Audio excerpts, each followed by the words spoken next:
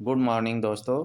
अगर आप पीएम श्री और जो मॉडल स्कूल हैं उनकी तैयारी कर रहे हो टेस्ट की, टीचर्स जो एग्ज़ाम देने जा रहे हैं, तो उसमें हमारे पास साइकोलॉजी, चाइल्ड डेवलपमेंट साइकोलॉजी है जो, उसके कुछ टॉपिक्स दिए गए हैं। तो इनकी हम तैयारी करेंगे। पूरी कंप्लीट सीरीज़ आपको इसकी मिलेगी। तो इसमें देखिए आपके पास है जैसे child development and learning theories. तो चाइल्ड डेवलपमेंट से रिलेटेड इसमें होंगी कुछ लर्निंग थ्योरीज़ होंगी, जैसे पियाजेट और वाइगोत्स्की की थ्योरीज़ हैं, ये बहुत इंपॉर्टेंट थ्योरीज़ हैं। और एनईपी 2020 है, ये भी आपको पता होना चाहिए। असेसमेंट फॉर लर्निंग, यानी लर्निंग के लिए जो असेसमेंट्स लिए जाती हैं, टेस्ट लिए जाते हैं, उनके बारे में, इंक्लूसिव एजुकेशन के बारे में, और ICT in teaching learning educational psychology for adolescents. तो इसके बारे में ये कंप्लीट हम देखेंगे। तो इसमें लीडरशिप है और टीम बिल्डिंग है। तो ये सभी टर्म्स हैं जो चाइल्ड साइकोलॉजी में आएंगी, और ये 20 मार्क्स इसके आपको मिलेंगे। ठीक है, तो ये इम्पोर्टेंट है, सभी के लिए कॉमन है ये। तो ये हम करेंगे इस वीडियो में। ठीक है, तो आज हम जो वीडियो में करेंगे, तो उससे पहले हम पियाजे की जो लर्निंग थ्योरीज़ हैं उसके बारे में पढ़ लेते हैं। तो इसमें देखिए हमारे पास फर्स्ट थ्योरम आ गई है ये। तो इसमें हमारे पास लर्निंग थ्योरी है gene Piaget, theory of cognitive development भी इसे बोलते हैं। तो जीन पियाजेट था जो एक स्विस साइकोलॉजिस्ट था, जीन पियाजेट। तो 1896 से 1980 के बीच में ये रहा, और he developed a stage theory. इसकी थ्योरीज़ को हम स्टेज थ्योरी भी कहते हैं, क्योंकि इसने डिफरेंट स्टेजेस के बारे में अपनी थ्योरी में कहा। How children thinking develops over time, यानी उसने थ्योरी में, अपनी थ्योरी में कहा कि बच्चा डिफरेंट स्टेजेस पे, अपनी एज की डिफरेंट स्टेजेस पे उसकी थिंकिंग कैसे चेंज होती है, डेवलप करता है वो अपनी थिंकिंग को। He believed childrens are active learner. तो उन्होंने चिल्ड्रन को एक्टिव लर्नर कहा। ये की वर्ड्स होते हैं कुछ कि जैसे आपको पूछ लिया जाएगा एग्ज़ाम क्वेश्चन में कि जीन पियाजेट जो थ्योरी है उसको कौन सी थ्योरी भी कहते हैं, तो आप कह सकते हो स्टेज थ्योरी भी उसको कहेंगे। या जो एक्टिव लर्नर किसने कहा, तो आपका जीन पियाजेट आ जाएगा। Who built knowledge through interacting with their environment, यानी उसने, वो बिलीव करते थे कि जो चिल्ड्रन होते हैं वो एक्टिव लर्नर होते हैं, और वो अपने एनवायरनमेंट से जब वो इंटरेक्ट होते हैं, अपने आसपास के वातावरण से जब वो रूबरू होते हैं या एनवायरनमेंट को देखते हैं, आसपास की चीज़ें देखते हैं, तो वो उनसे लर्न करते हैं, तो वो एक्टिव लर्नर हैं। His theory focus on how thinking changes with age and experience, यानी उसकी थ्योरी इस पे बिलीव करती थी, उसके ऊपर फोकस था कि हाउ थिंकिंग, यानी जो थिंकिंग है हमारी, सोचने की, विचारने की, या जो हमारी कॉग्निशन है, जो हमारा मेंटल एबिलिटी है, एक तरह से माइंड सेटअप है, कि वो कैसे चेंज होता है हमारा एज के साथ और एक्सपीरियंस के साथ। जो भी हम अपनी लाइफ में एक्सपीरियंस करते हैं, तो उसके साथ साथ हम क्या-क्या हमारे चेंजेज़ आती हैं थिंकिंग में। तो मेन ओवरव्यू ये है। बाकी मैं मेन पॉइंट्स जो हैं वो करा रहा हूँ। आप डीपली जाओगे तो आप बुक उठानी पड़ेगी। तो ये उन टीचर्स के लिए है जिनके पास ज़्यादा समय नहीं है, लेकिन ये निचोड़ है एक तरह से उनकी थ्योरी का। तो फिर उसके बाद क्या आता है अध्यापक साथियों, तो इसमें देखिए आगे आता है जैसे की कॉन्सेप्ट ऑफ पियाजेट थ्योरी। अब ये की कंसेप्ट है, की कंसेप्ट का मतलब है ये मुख्य बिंदु हैं पियाजेट थ्योरीज के। तो मुख्य बिंदु क्या है उसके, उसने स्कीमा वर्ड यूज किया अपनी थ्योरी में। स्कीमाज, स्कीमाज क्या होती हैं देखिए, स्कीमाज होते हैं मेंटल स्ट्रक्चर्स और framework to organise, interpret information, यानी जो हमारा मेंटल स्ट्रक्चर है, हमारा जो मानसिक ताना बाना है, एक तरह से हमारा जो मस्तिष्क है, उसमें स्ट्रक्चर और फ्रेमवर्क है जो उसका, वो ऑर्गेनाइज भी है और इंटरप्रेट इंफॉर्मेशन, यानी हमारा जो मेंटल लेवल है, मस्तिष्क है, वो पूरी जितनी भी नॉलेज होती है उसको वो ऑर्गेनाइज करके रखता है, और जो भी इंफॉर्मेशन होता है उसको इंटरप्रेट करता रहता है, यानी उसका यूज भी करता रहता है।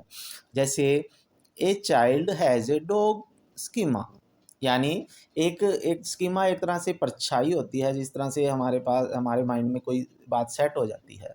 तो अब जैसे कोई बच्चा है छोटा, तो उसने डॉग देखा है, तो और अब जब भी वो कोई 4 लेग्स वाला एनिमल देखेगा, तो वो उसे भी डॉग ही समझेगा, क्योंकि उसके माइंड में एक पिक्चर बन गई है, स्कीमा आ गया है कि जो 4 लेग्स वाला होता है वो डॉग होता है। लेकिन धीरे-धीरे जब एक्सपीरियंस होगा उसे, तो फिर वो आगे की बातें भी जानने लग जाएगा। तो एक स्कीमाज़ होते हैं ये माइंड में, एक स्ट्रक्चर्स होते हैं, और जो इन्फॉर्मेशन होती है उन्हें एक तरह से स्कीमास बोलते हैं हम। फिर उसके बाद आता है आपके पास एसिमिलेशन। एसिमिलेशन क्या होता है? एसिमिलेशन होता है कि fitting new information into existing schemas, यानी जो हमारे माइंड में पहले से इन्फॉर्मेशन है, उसमें जब हम नई इन्फॉर्मेशन को फिट करते हैं, यानी जो भी नई इन्फॉर्मेशन हमें मिलती है, नया एक्सपीरियंस हमें मिलता है, तो उसको हम पुरानी नॉलेज के अंदर फिट करने की कोशिश करते हैं, तो वो एसिमिलेशन है। एसिमिलेशन का मतलब है एक तरह से पुरानी नॉलेज को, ओल्ड जो हमारी मेंटल नॉलेज है, उसको हम नई नॉलेज के साथ एक तरह से मैच करने की कोशिश करते हैं, फिट करने की कोशिश करते हैं। जैसे calling a cat dog if only dogs are known, यानी अगर बच्चे को केवल डॉग्स ही देखे हुए हैं, पहले डॉग के बारे में बच्चा जानता है, यानी उसकी स्कीमा है डॉग, उसके माइंड में पहले से डॉग सेटअप है, लेकिन अब उसके सामने जब कैट आती है ना, तो वो डॉग को भी कैट ही बोलता है, क्योंकि उसकी स्कीमा है, पहले से उसको नॉलेज है कि ये डॉग होता है और इसकी 4 टाँगें हैं। लेकिन अब कैट आ गई, अब वो कैट को भी डॉग समझने लग रहा है। यानी उसने कैट को भी डॉग मान लिया है, क्योंकि उसकी भी 4 टाँगें हैं। तो ये उसकी एसिमिलेशन है। यानी जब हम पुरानी नॉलेज के अकॉर्डिंग किसी नई नॉलेज को हम एक्वायर करने की कोशिश करते हैं, तो उसे कहीं न कहीं फिट करते हैं अपने माइंड में, तो उसे एसिमिलेशन कहते हैं। ठीक है? एसिमिलेशन। फिर उसके बाद आता है एक्कोमोडेशन। ये 4 स्टेप होते हैं इसमें। एक्कोमोडेशन में क्या होता है देखिए, अब चेंजिंग एग्जिस्टिंग स्कीमास और creating new one based on new information. तो अब उसने अपने स्कीमा को चेंज कर लिया है, यानी पहले स्कीमा है उसके माइंड में, भाई ये तो 4 टांगे हैं, डॉग है, यानी डॉग की 4 टांगे होती हैं, ये स्कीमा उसके उसमें बन गया। फिर एसिमिलेशन आया, एसिमिलेशन में उसने के पास सामने नई कोई आई, जैसे गाय का बच्चा आया या कैट आई, तो उसने उनको भी डॉग ही समझ लिया, यानी उसके पास नॉलेज थी कि 4 टांगों वाला डॉग होता है, और उसने उसके साथ एसिमिलेट कर लिया, उसको उसके साथ मिलान कर लिया एक तरह से, कि बिल्ली को भी उसने डॉग मान लिया। फिर एकोमोडेशन, एकोमोडेशन हुई, यानी अब उसके जब उसने बिल्ली को भी डॉग बोला, तो पेरेंट्स ने या उनके बड़े कोई भी है, तो बच्चे को बताया नहीं बेटा ये डॉग नहीं है, ये कैट है।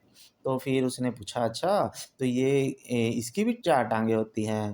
तो बच्चे ने कहा हाँ। तो फिर यानी उसके पेरेंट्स ने उसको समझाया कि ये 4 टाँगें तो बहुत सारे जानवर हैं जिनकी हो सकती है।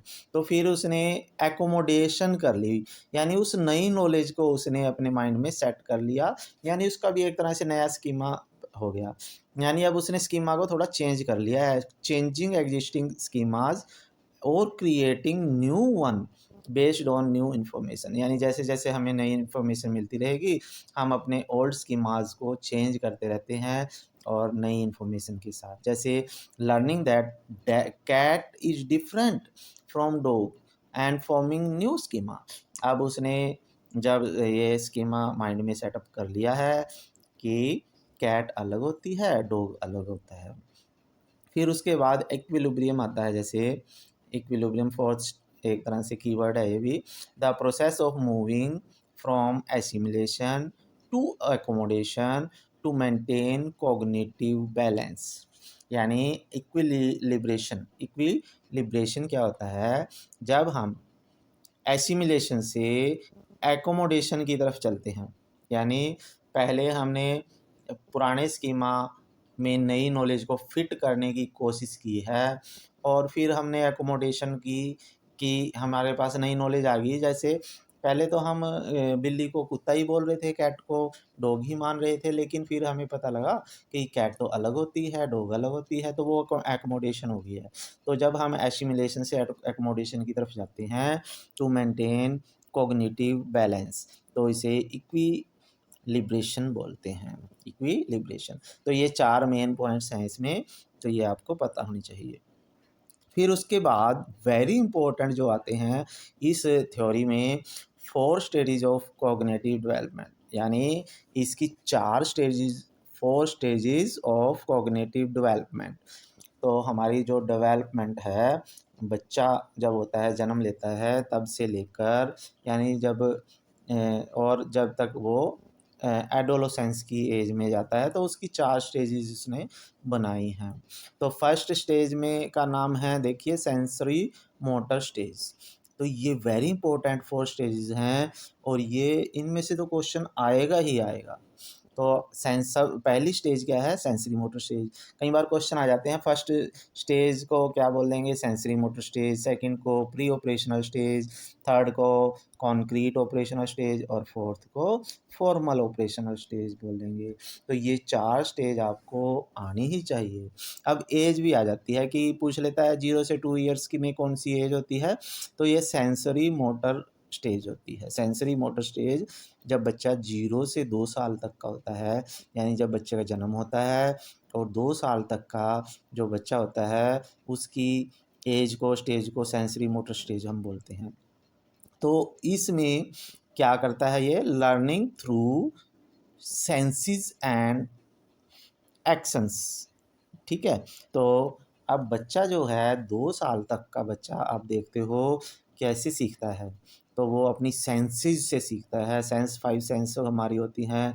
जैसे आईज से देखेगा वो, हाथों से वो छू के देखेगा, टच करके देखेगा या स्मेल करके देखेगा, तो ये इस तरह से टेस्ट करके भी देखेगा।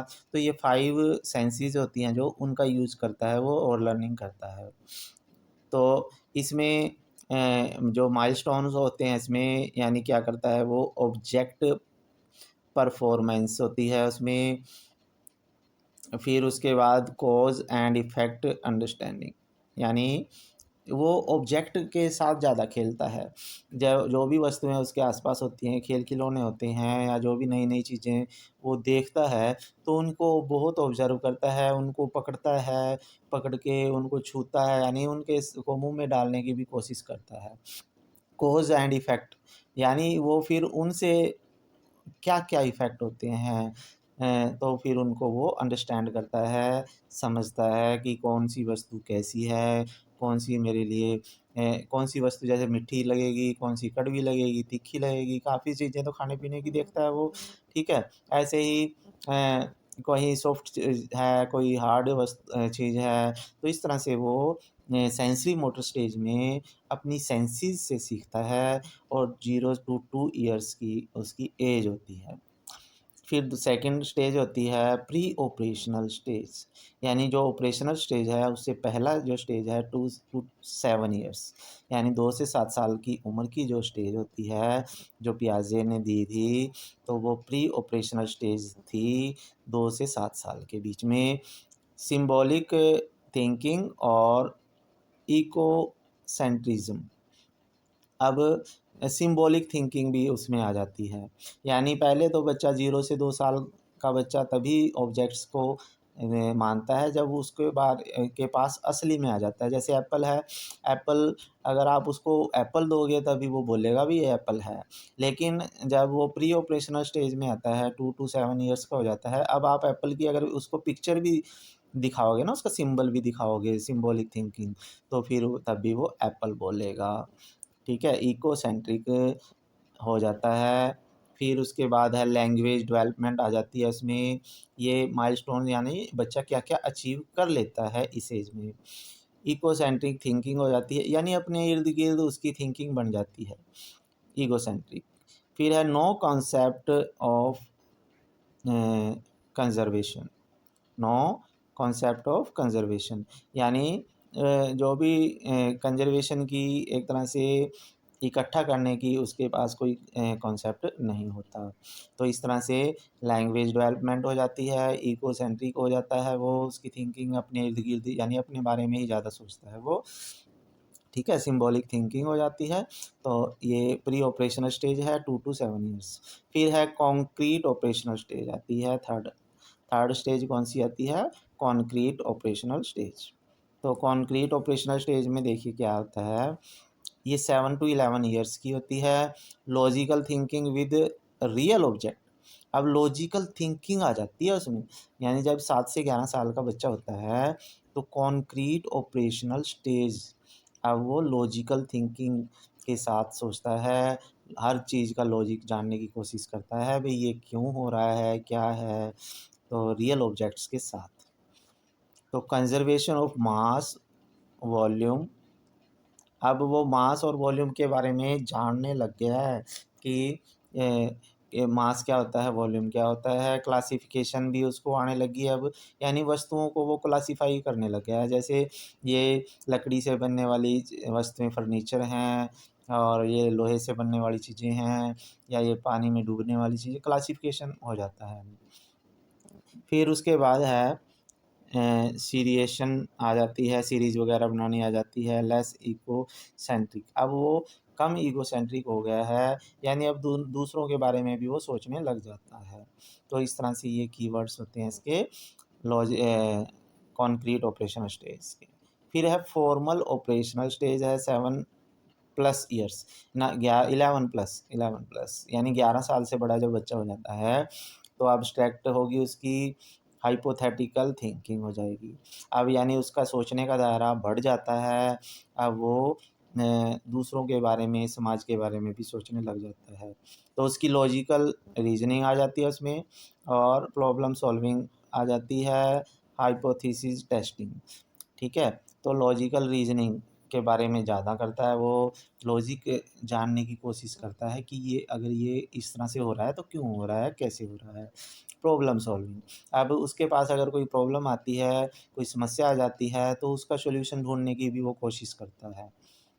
जैसे सपोज़ करो बच्चा साइकिल चला रहा है और उसकी चेन बार-बार से उतर रही है, तो फिर वो उसका सॉल्यूशन ढूँढने की कोशिश करता है कि क्यों उतर रही है ये, और इसको कैसे मैं ठीक कर सकता हूँ। हाइपोथेसिस टेस्टिंग, अब वो जो भी सॉल्यूशन निकालता है ना, जैसे उसको अलग-अलग जगह भी वो अप्लाई करके देख सकता है कि क्या ये सॉल्यूशन सही है। तो ये सभी आ जाते हैं फॉर्मल ऑपरेशनल स्टेज में। तो ये 4 जो हैं वेरी इंपॉर्टेंट स्टेजेस होती हैं, ये ज़रूर पढ़ लें। इनके बारे में और भी आप डिटेल में पढ़ सकते हो कहीं से अगर आपको बुक वगैरह मिलती है। फिर उसके बाद है आपके पास educational implication of Piaget theorem, यानी एजुकेशन में हमारे पास ये कहाँ यूज़ होती हैं, हमारे स्कूल में इनका क्या यूज़ है। तो एक्टिव लर्निंग, तो सबसे पहले एक्टिव लर्निंग का मतलब है लर्निंग बाय डूइंग, यानी एक्टिव लर्निंग किसे कहेंगे, ये भी आ जाता है, what do you mean by active learning. तो लर्निंग बाय डूइंग, एक्टिव का मतलब एक्शन, एक्शन यानी जब हम कोई एक्ट करते हैं, एक्शन यानी जब हम करके देखते हैं कुछ भी, तो उसे हम एक्टिव लर्निंग बोल लेंगे। जैसे एक्सपेरिमेंट करके देखते हैं साइंस में, फील्ड ट्रिप, जैसे फील्ड ट्रिप में एसएस वगैरह की हम पढ़ाएँगे, तो वहाँ पे हम फील्ड ट्रिप ले जा सकते हैं। जैसे नदी कैसे बनी, पहाड़ कैसे बने, या कहीं खेती-बाड़ी जो भी है, तो एक्टिविटीज़ भी हम कर सकते हैं बहुत सारी। तो ये लर्निंग बाय डूइंग एक तरह से है। तो एक्टिव लर्निंग आपको पता होना चाहिए। ये यानी ये पियाजे ने कहा कि एक्टिव लर्निंग होगी तभी बच्चा सीखेगा, समझेगा। फिर दूसरा है आपके पास स्टेज एप्रोप्रिएट टास्क। यानी स्टेज अप्रोप्रिएट टास्क का मतलब है use age suitable teaching method and materials. तो इसने कहा कि जब हम एज के अकॉर्डिंग बच्चे को सिखाएंगे, अगर बच्चा तो है अभी फिफ्थ में और मैं +2 वाले फॉर्मूले मैथ के उसको सिखाने लग जाऊं, तो ये उसके लिए अप्रोप्रिएट नहीं होगा। तो एज के अकॉर्डिंग हमें बच्चे को सिखाना चाहिए। ऐसे मेथड का यूज़ करें जो बच्चे की एज के अकॉर्डिंग हो। तो उसने इसके ऊपर जोर दिया है स्टेज अप्रोप्रिएट टास्क हमें, यानी क्योंकि बच्चे को अगर हम ज़्यादा मुश्किल टास्क देंगे, उसकी एज के अकॉर्डिंग नहीं देंगे, तो कई बार बच्चा डिप्रेशन में भी चला जाता है कि अरे ये तो मेरे से होगा ही नहीं, ये तो मेरे से होता ही नहीं, तो वो फिर वो करेगा ही नहीं। तो अगर हम उसकी एज से थोड़ा आसान ही देंगे पहले शुरू में, ताकि बच्चा जब उसको करे तो उसको खुशी मिले और फिर वो पूरा खुश होकर और भी काम करने लग जाता है। फिर है डिस्कवरी लर्निंग। तो उसने लर्निंग में डिस्कवरी लर्निंग का मतलब है encourage exploration, questioning and problem solving. यानी हमें बच्चे की जो डिस्कवरी लर्निंग कब होगी, जब हम बच्चे को एनकरेज करेंगे उसको एक्सप्लोरेशन के लिए। यानी जो भी नॉलेज हम देंगे, नई नई नॉलेज हमारे आसपास होती है, उसको हम बच्चे को सिखाएं, उससे क्वेश्चनिंग करें, या कोई बच्चे को क्वेश्चनिंग करनी आनी चाहिए और उसको प्रॉब्लम सॉल्विंग की जो स्किल्स होती हैं वो आ जाएं। कोई भी समस्या उसके जीवन में आती है, लाइफ में आती है, तो वो उसको सॉल्व कर सके। तो ये डिस्कवरी लर्निंग में आ जाता है। Peer interaction promote cognitive growth especially in concrete and formal stage. जो हमारी कॉन्क्रीट और फॉर्मल स्टेजेस आई थी, तो उसमें पीयर इंटरेक्शन, पीयर लर्निंग का बहुत ज़्यादा इफ़ेक्ट होता है। ये प्रमोट करता है कॉग्निटिव ग्रोथ, ये जो हमारी माइंड की डेवलपमेंट होती है, जो उसके अंदर स्कीमाज बनते हैं नए नए, तो उनकी ग्रोथ के लिए पीयर लर्निंग, पीयर इंटरेक्शन बहुत ज़रूरी है। ठीक है, तो इसमें हम देखते हैं आजकल बच्चे ऑनलाइन पढ़ते हैं, तो ऑनलाइन पढ़ते हुए अकेला बच्चा बैठा रहता है लैपटॉप या कंप्यूटर के आगे, तो फिर उसको पीयर इंटरेक्शन नहीं मिल पाती। तो यहाँ पे बहुत ज़्यादा लैक हो जाती है पीयर इंटरेक्शन की। लेकिन अगर बच्चे स्कूल में पढ़ते हैं, फिजिकली रूप से पढ़ते हैं, ग्रुप में पढ़ते हैं, तो वो एक दूसरे से बहुत ज़्यादा इंटरेक्ट करते हैं और एक दूसरे से सीखते भी हैं। और वहाँ पे उनमें कंपटीशन की वो भी आ जाती है कि हाँ, ये नई नई बातें भी उनको सीखने को मिलती हैं। तो इस तरह से ये पीयर इंटरेक्शन होनी चाहिए बच्चों में। फिर है असेसमेंट। असेसमेंट के बारे में भी उसने बताया है पियाजे ने। Understand child's cognitive level before teaching.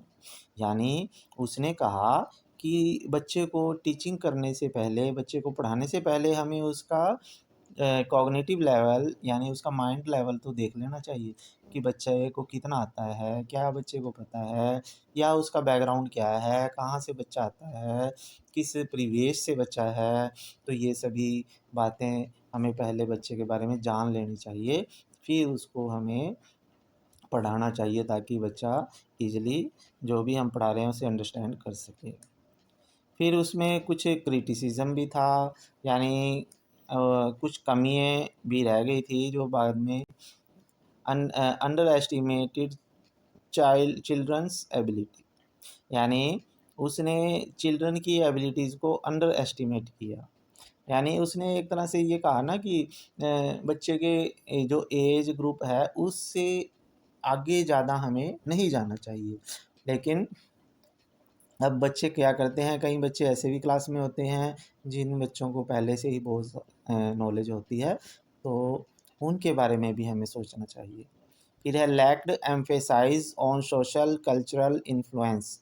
यानी उसने बच्चे की जो लर्निंग लेवल है उसके ऊपर हमारे समाज का, सोशल का और जो कल्चर का जो इन्फ्लुएंस होता है, इफ़ेक्ट पड़ता है, उसके बारे में उसने कोई विशेष बात नहीं की।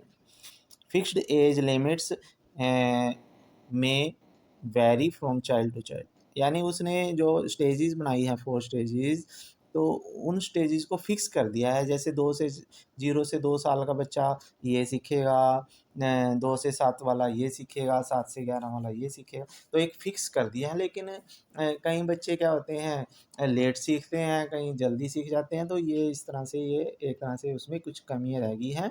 तो ये बाकी थ्योरीज आई जब, तो नेक्स्ट थ्योरी में भी हम वाइगॉत्स की थ्योरी करेंगे। तो आज की वीडियो में इतना ही था दोस्तों। Thank you. जय हिंद।